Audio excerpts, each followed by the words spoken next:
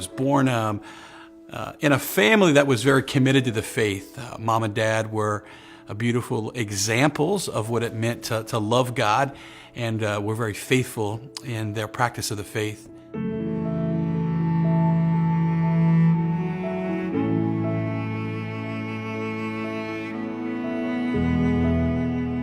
In South Louisiana, we are sugarcane country, and I was living in college at my grandfather's.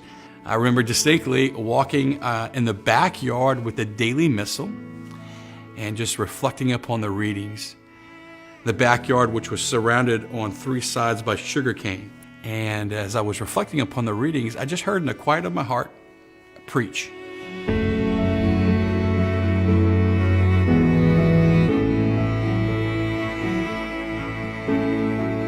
I remember distinctly what began to grow in my heart as I became more familiar just with God's Word and had a hunger to preach was just a question of where are the saints today?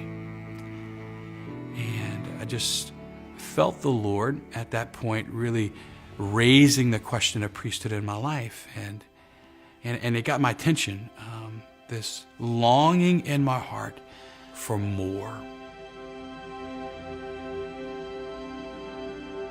And I moved to Washington, D.C. after college and worked for a management consulting firm, the largest management consulting firm in the world. And as I was walking down the street on my left at the corner was this guy literally on a box, and he was preaching.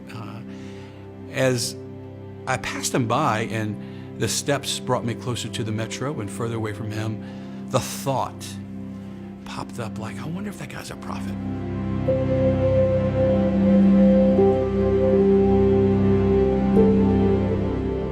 A couple weeks later, it was in the middle of October. It's probably about 10:30 at night. I was leaving the office and I was making my way back to the subway.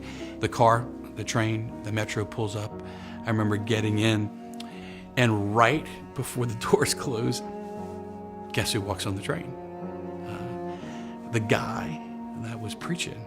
And he came up, he sat in the seat next to me, he looked me dead in the eye, and I felt like his eyes were looking through me, and he said, "What are you waiting for? You know you're called to do something great."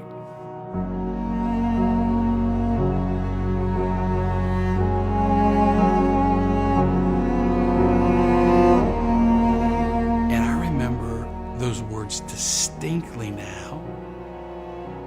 And I remember just feeling like there was this utter silence in every aspect of my heart.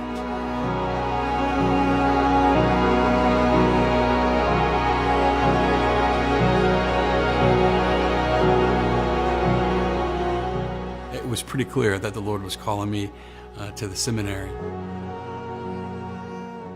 It's been an amazing journey, and I find myself still asking the same questions. Where are the saints? And I have great hope because I believe God is active and alive. I have great hope because of what He continues to do and the very messy heart that I have and the way that He loves me with great mercy in the places where I need Him the most.